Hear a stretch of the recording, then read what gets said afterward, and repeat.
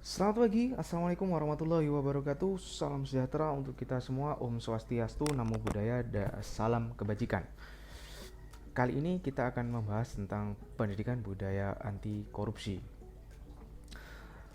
Budaya anti korupsi merupakan budaya yang harus kita galakkan, harus kita pupuk dari dalam diri atau menjadi sebuah awareness atau kesadaran dan habit serta kebiasaan. Nah, ketika kita berbicara korupsi, maka kita tidak hanya berbicara sejak masa sekarang atau saat ini saja.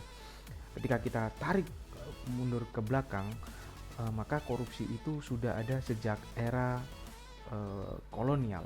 Bahkan sebelum era kolonial, pada masa kerajaan Hindu-Buddha sudah ada penggelapan upeti atau pajak yang diserahkan kepada raja oleh para bupati atau para eh, pemangku kekuasaan tingkat lokal.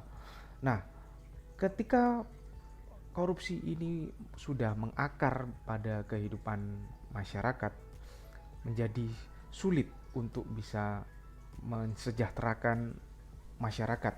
Kenapa? Karena eh, kekayaan yang seharusnya digunakan untuk kepentingan rakyat atau untuk mensejahterakan rakyat itu masuk ke dalam kantong pribadi dari pemangku kekuasaan atau pemangku kebijakan tersebut. Seperti kita perhatikan di tampilan video ini, ada seorang karyawan atau ada seorang pegawai yang menerima suap, di mana suap itu digunakan untuk nantinya bisa memberikan kemudahan dalam mendirikan atau membuat kebijakan yang dapat meningkat bagi pengusaha itu, sehingga dia bisa membuka usahanya tersebut eh, di lingkungan wilayahnya.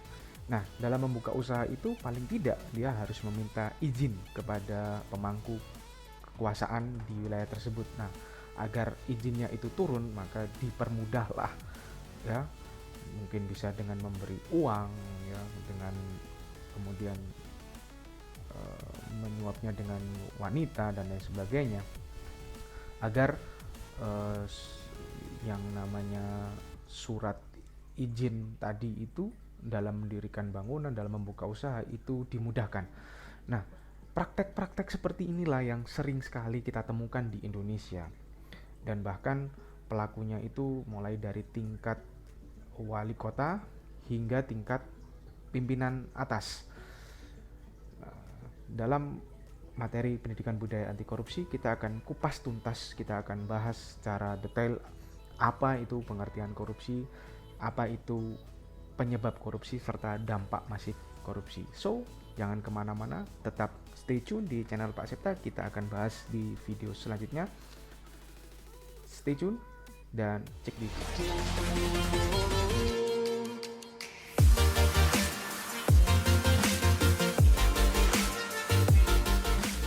baik. Ini adalah tema kita kali ini, pemuda fight against corruption. Temanya saja sudah pemuda lawan korupsi. Menarik. Ini adalah gambaran bagaimana kerajaan Sriwijaya yang pernah berkuasa di antara abad ke-10 hingga abad ke-11, di mana kejayaannya hingga melampaui dari wilayah Asia Tenggara, ya. Bisa kita lihat di situ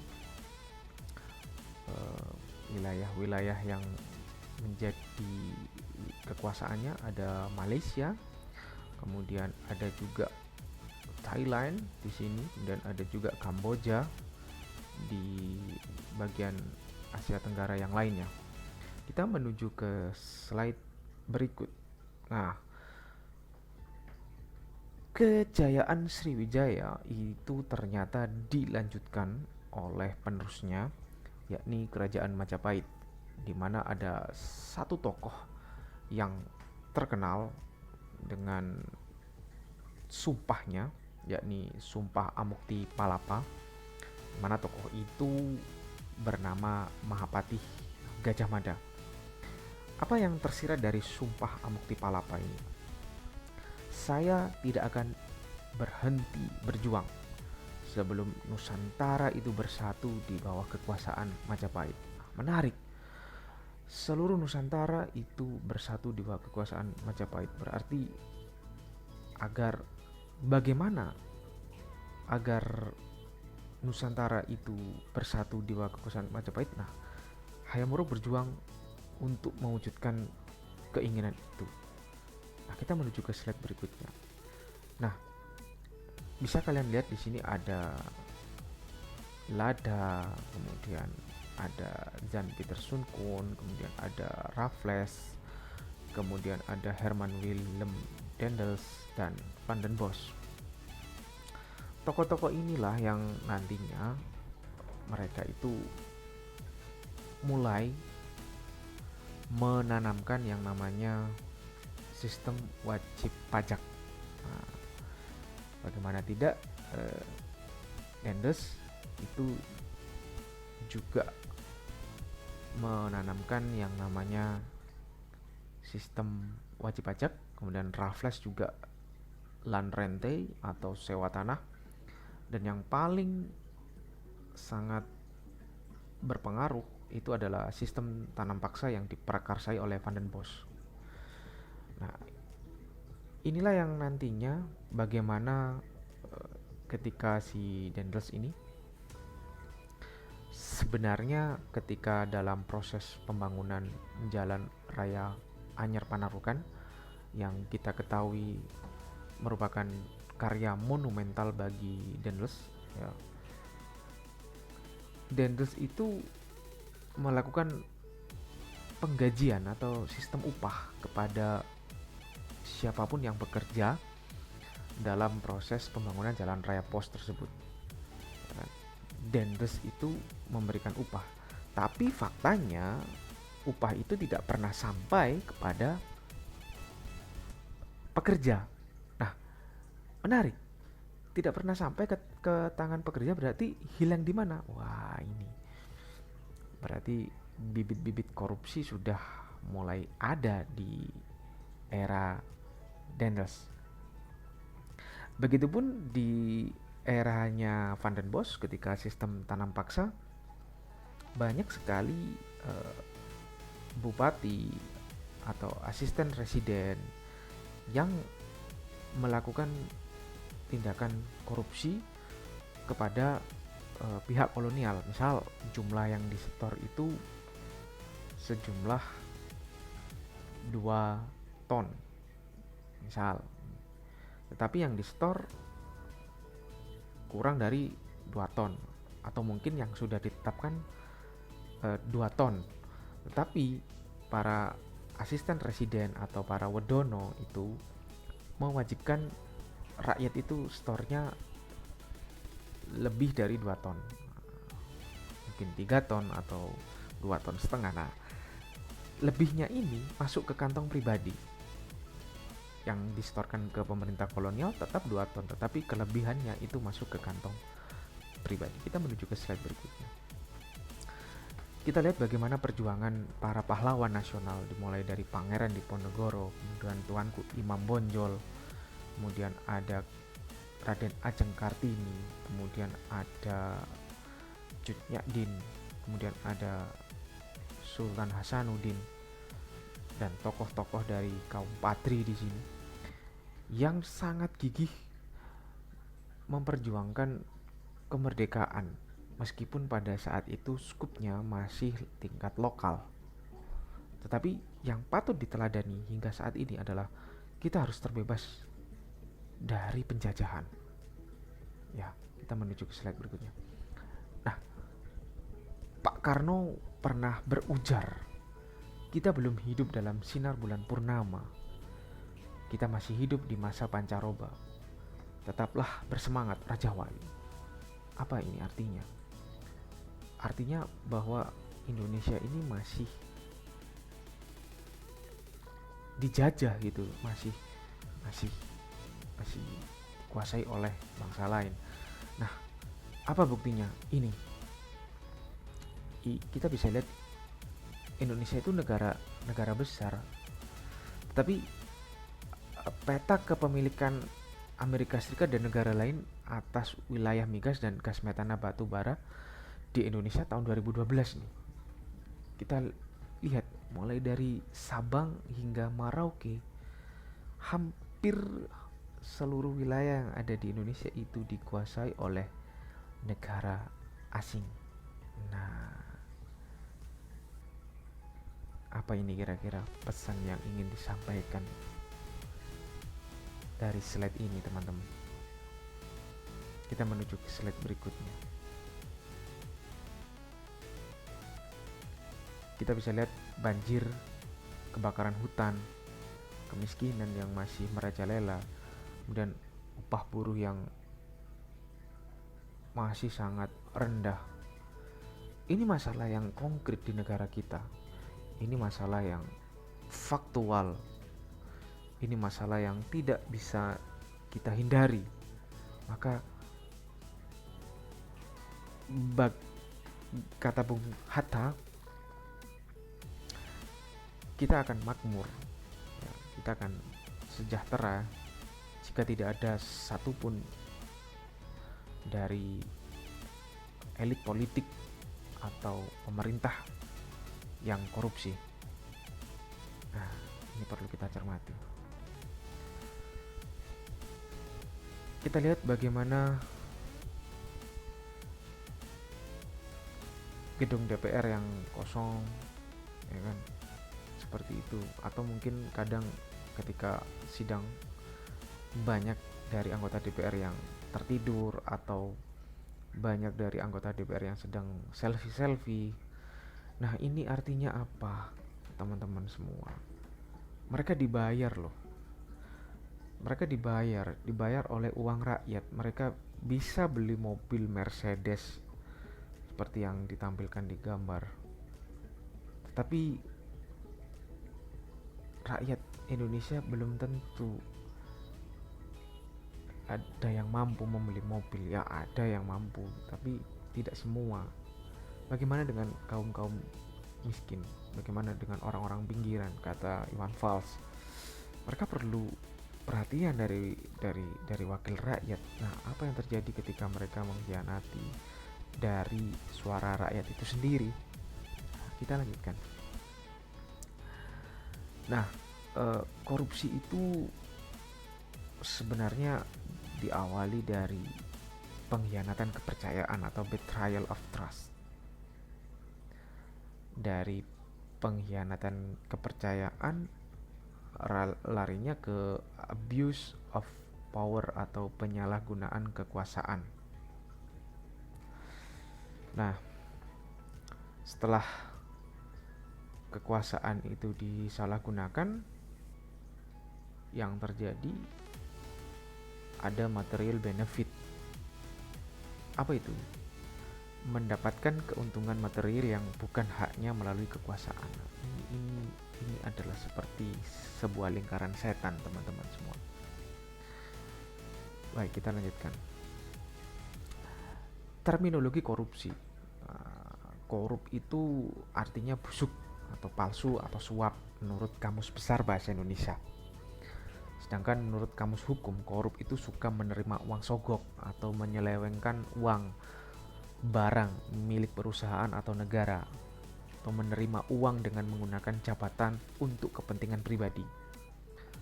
Sedangkan menurut leksikon Webster Dictionary, korup itu adalah kebejatan, ketidakjujuran, tidak bermoral, penyimpangan dari kesucian. Itu terminologi korupsi. Nah, sebenarnya apa sih betrayal of trust atau pengkhianatan terhadap kepercayaan? Pengkhianatan merupakan bentuk korupsi paling sederhana.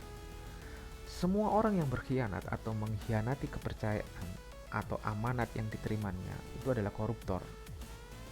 Misal, ya kan, amanat itu dapat berupa apapun, baik materi maupun non materi. Misalnya aspirasi rakyat, tugas, atau pesan. Nah, Anggota DPR yang tidak menyampaikan aspirasi rakyat atau menggunakan aspirasi untuk kepentingan pribadi merupakan bentuk korupsi. Pejabat yang tidak bekerja dengan baik atau tidak berpihak pada publik itu adalah pengkhianat. Ini perlu kita cermati teman-teman semua. Di awal tadi, konsep korupsi itu diawali dari betrayal of trust atau pengkhianatan dari kepercayaan. Nah, dari betrayal of trust itu terjadi yang namanya abuse of power atau penyalahgunaan kekuasaan. Nah, apa sih abuse of power? Abuse of power itu merupakan korupsi tingkat menengah. Kalau tingkat paling rendah tadi itu adalah betrayal of trust atau pengkhianatan kepercayaan. Nah, tingkat menengahnya itu adalah penyalahgunaan kekuasaan. Nah, apa sih penyalahgunaan kekuasaan itu? Segala bentuk penyimpangan yang dilakukan melalui struktur kekuasaan, baik yang ada pada tingkat negara maupun lembaga-lembaga struktural lainnya, termasuk lembaga pendidikan, lembaga kemasyarakatan, lembaga kemanusiaan, tanpa mendapatkan keuntungan materi. Jadi kalau ada yang korup di lembaga pendidikan, itu berarti sudah penyalahgunaan kekuasaan atau abuse of power. Lembaga kemasyarakatan atau lembaga kemanusiaan yang tidak mendapatkan keuntungan materi. Ini merupakan lembaga-lembaga struktural. Nah, yang ketiga itu adalah penyalahgunaan kekuasaan untuk mendapatkan keuntungan atau material benefit. Penyimpangan kekuasaan untuk mendapatkan keuntungan material baik bagi dirinya sendiri maupun orang lain. Itu pengertiannya. Nah, korupsi pada level ini merupakan tingkat paling membahayakan karena melibatkan kekuasaan dan keuntungan material. Nah, ini adalah merupakan bentuk korupsi yang paling banyak terjadi di Indonesia. Coba teman-teman perhatikan, ketika dia menjabat, ini, ya kan?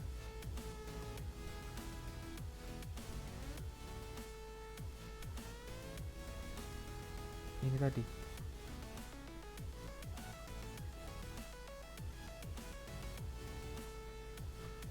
Ya kan? Nah, ini merupakan bentuk korupsi yang paling banyak terjadi di Indonesia. Yang material benefit nih. Kita lanjutkan. Nah,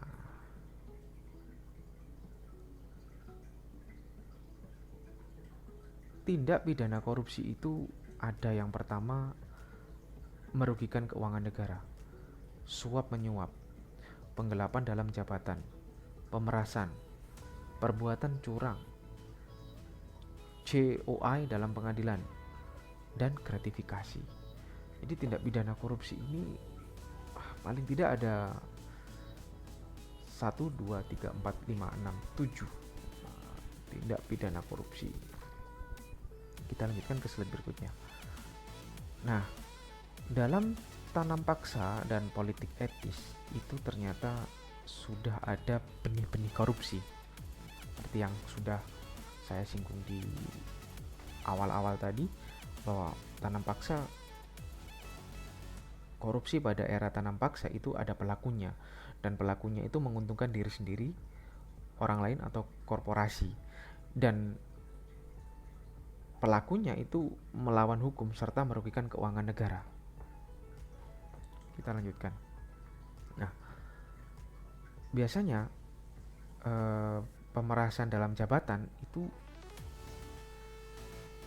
ini penjeratnya pasal 12 UU nomor 31/99 Jangto Undang-Undang nomor 20/2001 yang sering diperas oleh pejabat itu biasanya pengusaha atau masyarakat. Ketika mengadakan perizinan, membuka usaha dan lain sebagainya, itu biasanya masuknya di situ. Nah, kalau penyuapan itu sebaliknya. Masyarakat atau pengusaha, pengadilan atau pegawai negeri atau PNS itu biasanya melakukan penyuapan kepada pejabat, misal untuk memudahkan pembangunan usaha di atas bantaran sungai. Nah, sebenarnya kan nggak boleh, tapi pasti ada suap. Atau dia ingin naik jabatan untuk pegawai negeri atau pindah atau mutasi, agar tidak dimutasi maka dia melakukan suap kepada pejabat yang di atasnya. Nah ini juga sama, gratifikasi ini pemberian misalnya, melanggar pasal 12B, 12C, dan 13 Undang-Undang nomor 31/99 Undang-Undang nomor 20/2001. Dan biasanya yang melakukan adalah pengusaha atau masyarakat, pegawai negeri, kepada pejabat. Nah, para pelakunya biasanya ini, teman-teman. Pejabat, ada DPR, menteri, gubernur, bupati, wali kota, direksi, ketua lembaga, dan lain-lain. Penegak hukum, hakim, jaksa, polisi, pengacara, dan pengawas, jaksa pinangki. Yang terbaru, silakan cek di Google. Pengusaha, profesor, doktor, laki-laki, perempuan, tua maupun muda, tidak mengenal umur, tua muda juga bisa korup, tidak mengenal gender, laki-laki perempuan juga bisa korup, tidak mengenal pendidikan, profesor, doktor, S1, S2, SD, SMP, itu juga bisa korup. Jadi kita harus cermat, harus teliti. Ini adalah semacam bagaimana korupsi itu bisa terjadi. Korupsi terjadi bisa karena tekanan dan ada kesempatan, ya kan? Kemudian karena tertekan dan memiliki kemampuan untuk korupsi, ya korupsi akhirnya. Atau mungkin kita lihat integritasnya. Dia memiliki wewenang yang sangat tinggi dan menurut dia secara rasional itu bisa untuk korupsi, ya dia korupsi. Jadi tidak harus serba pressure korupsi itu, karena ada kesempatan, tidak harus. Bahkan bisa dipikirkan secara rasional pun itu masih bisa dianggap korupsi. Atau orang yang memiliki integritas pun itu juga masih bisa korupsi. Nah ini teman-teman semua. Nah, bagaimana sih sebenarnya pemberantasan korupsi itu? Ada preventif, ada represif, dan edukatif. Misalnya preventif itu melalui perbaikan sistem, melalui pengawasan, melalui business approach, melalui ekonomi approach. Nah, kalau yang represif itu misalnya dengan peran serta masyarakat, dengan penyelidikan, penyidikan, penuntutan, dan eksekusi yang sering, ya OTT itu represif. Kalau yang edukatif misalnya cultural approach, pendidikan formal, pendidikan pegawai, pendidikan masyarakat. Nah, yang sedang kita laksanakan ini adalah melalui pendidikan formal. Nah, ini hukuman bagi para koruptor di Chinese. Mereka tidak akan segan-segan untuk mengeksekusi mati bagi siapapun yang korupsi, bahkan tembak di depan keluarganya sendiri. Ini ada mural yang entah ini di mana tempatnya. Aku tak sudi bersuamikan koruptor. Nah, ini menarik. Mural ini menandakan bahwa seharusnya para pemuda itu atau pemudi itu menjadi garda terdepan untuk melawan korupsi. Nah, kita ambil contoh di Athena. Pada abad ke-5 sebelum Masehi itu muncul kelompok benalu atau psikopat. Anak-anak muda yang berlomba-lomba menggugat para pejabat, misalnya Pericles menuntut Jenderal Athena Kimon yang korup. Kelompok benalu ini merajalela dan menimbulkan ketakutan pejabat untuk korupsi. Nah, korupsi pun menjadi hangat diperbincangkan. Ini anak muda di Athena abad 5 sebelum Masehi itu sudah menjadi benalu, tukang protes, atau namanya psikopat. Nah, mahasiswa sebagai agen of change itu tidak hanya di Indonesia, teman-teman, tapi ada di Hamburg, ada di Iran, ada di Filipina. Semuanya itu bersatu padu untuk membawa perubahan. Namanya saja agen of change. Jadi mahasiswa itu adalah agen membawa perubahan. Oke, semangat mahasiswa. Good luck, buatlah Indonesia bangga. Itu dulu yang bisa Pak Septa sampaikan pada pertemuan tentang membahas korupsi kali ini. Sampai bertemu lagi minggu depan. Saya akhiri. Selamat pagi. Assalamualaikum warahmatullahi wabarakatuh.